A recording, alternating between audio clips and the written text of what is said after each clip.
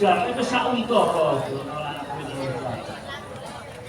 anggonku eling tunggal sak jagung marang kuwi sak keluarga.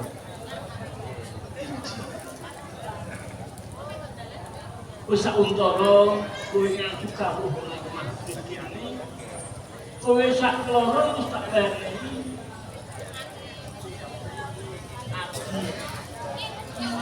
Wong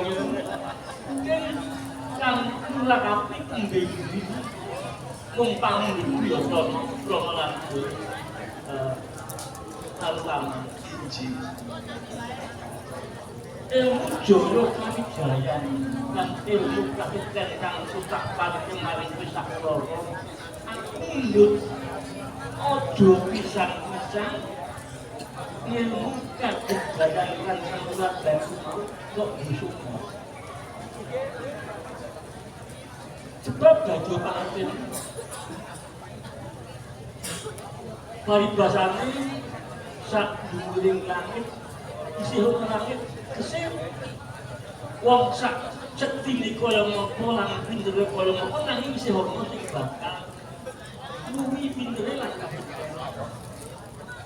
injik sedaya pangandikanipun kok anggenipun paring piwucal dumateng badhe kuwestakaken lan badhe kula nguburaken dumateng cantrik-cantrik wonten ing Lemah yo mung bae pusak untara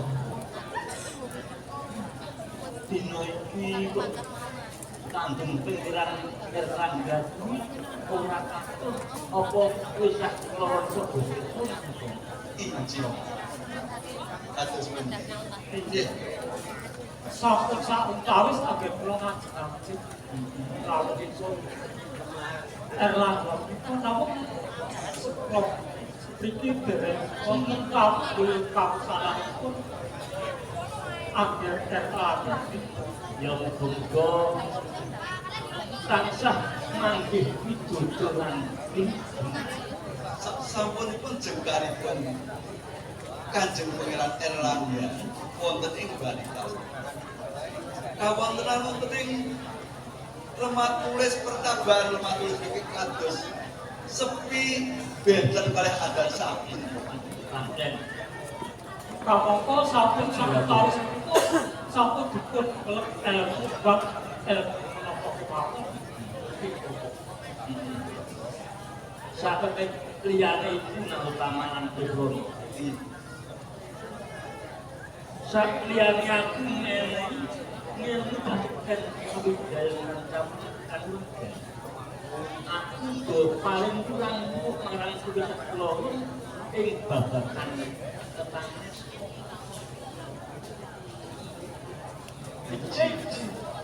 Tak kurang kok saupamane sing wis lunga saka lemah tulus ini iso mandhe pribadi.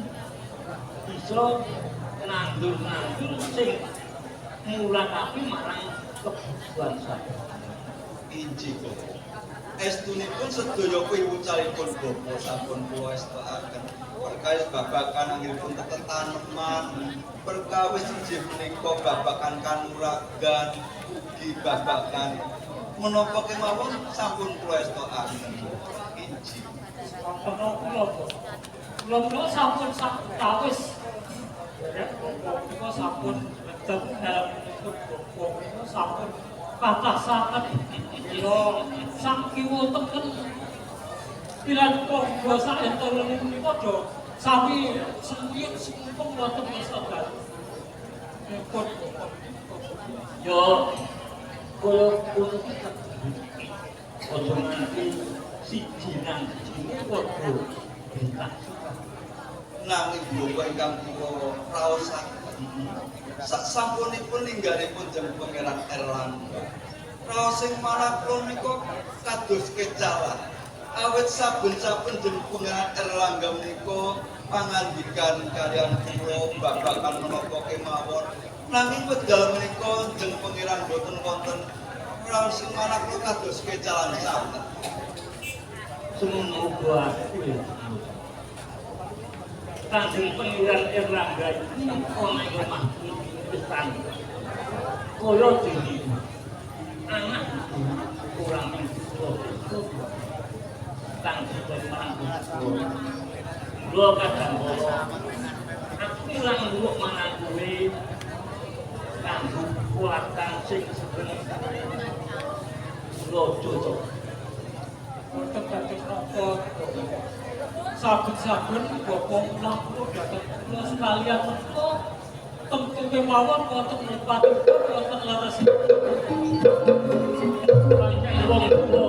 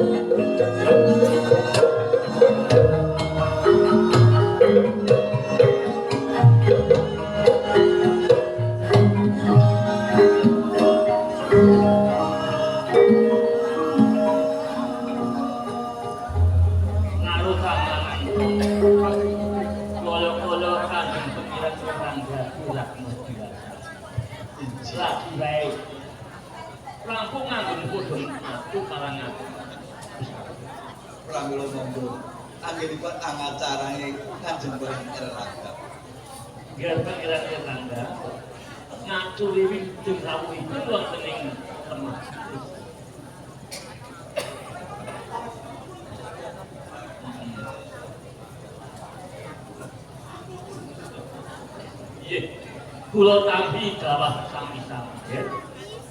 semoga mugi kula Pangeran Erlangga kula ngaturaken supaya para Kanjeng Pangeran Erlangga ngaturi sugeng rawuhipun wonten ing lemah tulis Kanjeng Pangeran.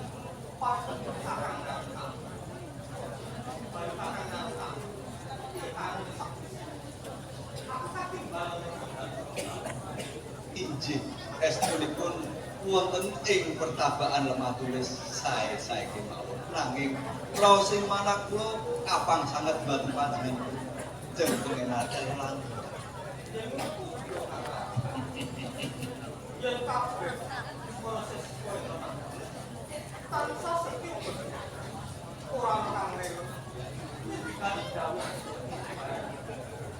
Injih Nuwun sewu nggih. Serat motor raos sing manah. Panjenengan dalu pun timbalipun wonten timbali kamu wonten kados nyuwun ngapunten.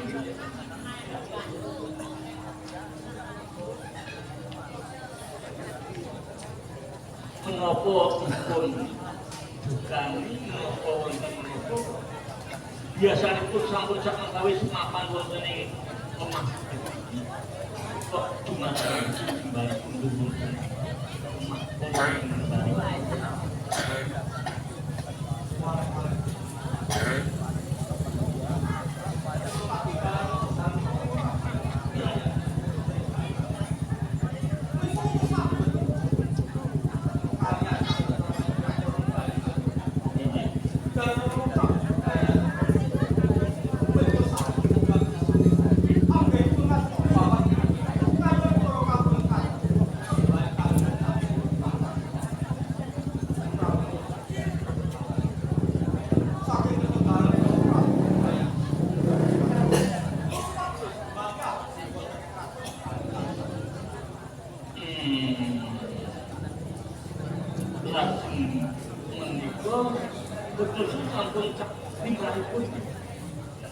penjenengan dalam menika putra ingkang saking garwa pramila lan pramila inggih menika panjenengan pun badhe pun jumenengaken wonten ing bali sampun sak limas menawi perkawis kepada jenengan terus manjur sampun perkawis gagal jadi kasih anak iki dalam yang bisa menerima bakal pagran tiang tigang perkawis ingkang setunggal menika kasta Brahma ingkang kaping kalih kasta Kasatya kaping 7 kasta Sidra kapangka tigang kasta menika boten paringan sesawu kasta dia boten diporong paringaken sambantan kalian kasta Sidra menika ingkang dados perkawis anggen kula badhe jumelaji wonten ing kraton Bali Kalungkung monggo saking nedang kula sapa kula jumelaji wonten kraton Bali Kalungkung menika kula kenging sanget kula manunggalaken kawula kaliyan Gusti supados kegiatan kraton Bali Kalungkung menika saya dalan kula bila saestunipun kegiatan projo menika mboten nampi kathah prajurit boten lan deping dedamel nanging manunggalipun kawula kaliyan Gusti namung semanten mangke Rama Prabu Dayana boten maringaken kula caketan kaliyan Kakang Narotama dalam Kakang Narotama niku setunggaling kawula ingkang Sidra nuwun sewu nggih Rama dalem kala perangan wiwit jaman kino-kino nggih tiyang wonten ing dalem Bali menika wonten kasta niku wau Brahmana wonten kasta Kriya wonten kasta Wisya niku wiwit jaman kino-kino sampun wonten namung semanten kula mboten wonten ginanipun kula disangukti wonten kraton Bali menawi mboten saran Kakang Narotama jalan Kakang Narotama itu sampun langgeng kadang kula nyambak Kanjeng Pangeran Erlangga kula terus sangat dhumateng panjenengan kula injil panjenengan ngendikani dawuh dalem Rama panjenengan injih menika misahaken anggenipun kekadangan kaliyan kula supados panjenengan boten injih menika saged jumeneng wonten ing Bali Kalungkung Kanjeng Pangeran Kakang Narotama kados ora bisa ora ana gunane yen aku mopi tanpa Kakang Narotama nuwun sewu kula sampun matur kathah-kathah sampun bapa supados wedar penggalipun Rama Prabu Dayana lamun sementak tos winusripun bapa bila wedal menika kula nampi duka ditunjuk ing kraton saking kraton Bali Kalungkung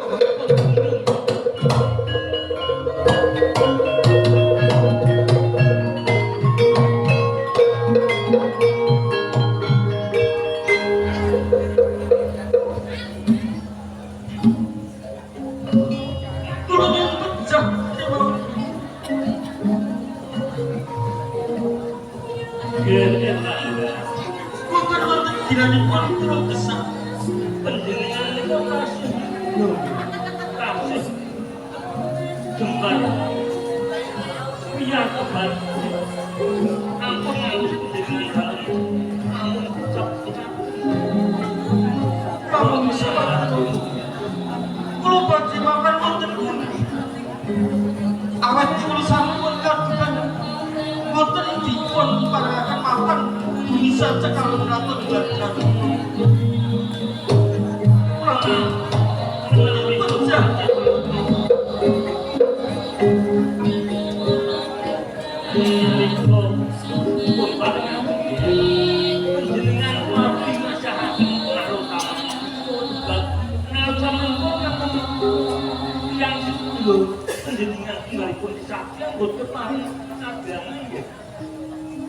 Nuwun sewu niku pramestan wedangan kena lajeng kula bareng makan wonten pundi Bu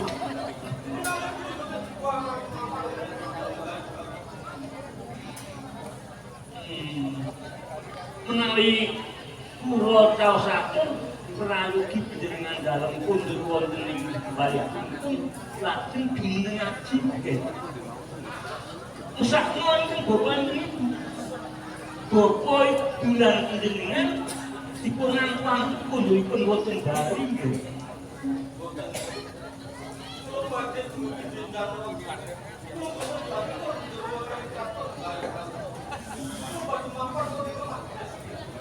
Sampun dipun penggalih.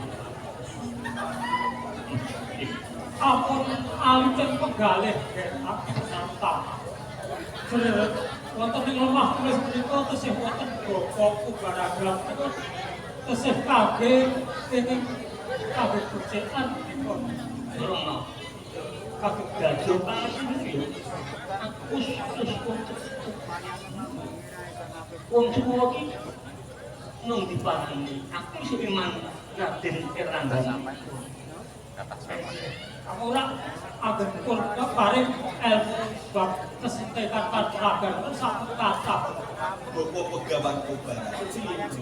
Kula pitados kalian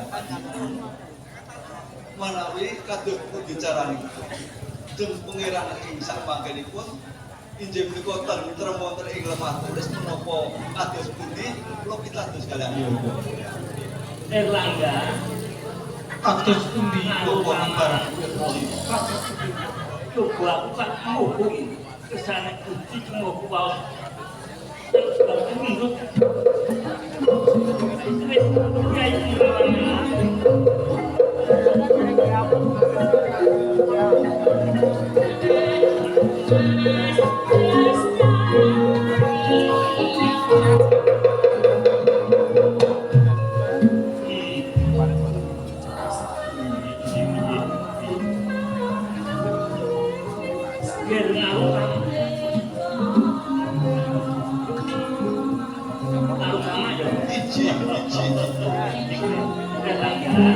kados pundi Bapak Kembar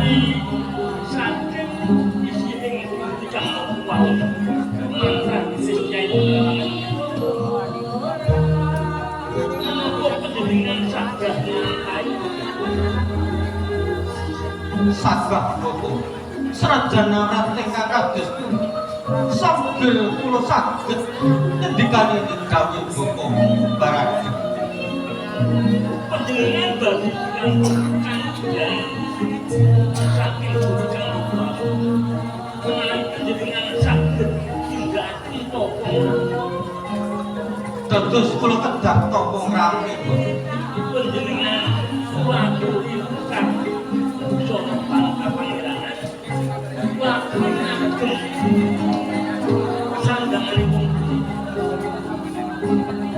panjenengan waktu itu edan wonten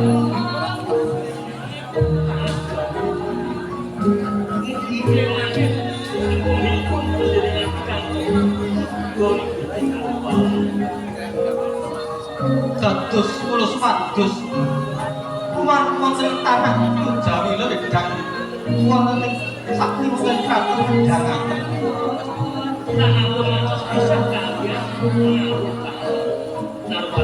Ijin kados pundi.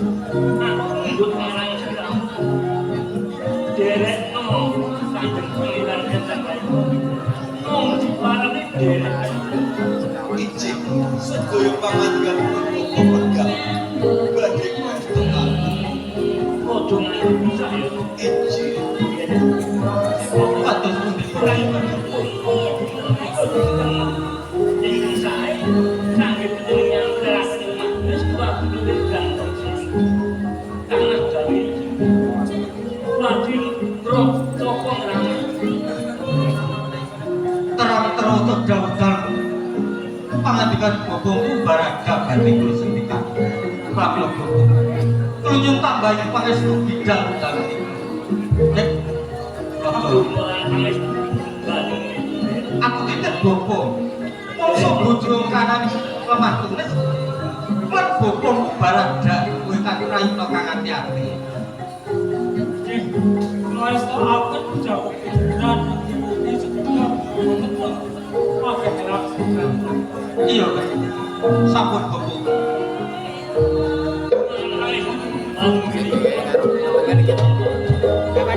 Ayo anak-anak derek to. pangestu monggo dipungiran. Sampun Bobo.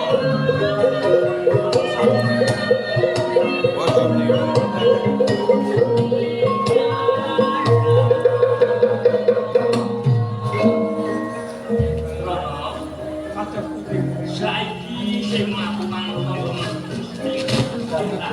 Dari Songo. ojo nganti Dari Songo gede. foto saya turah kembang-kembang Terus nggak ngani memori nganu ya terus ini SD. Ya sini ning biar ya sing nganu. Maksud kalau sabun maka kalau ini sabun ya Paling jadi sini. sing Jadi ini kok. tidak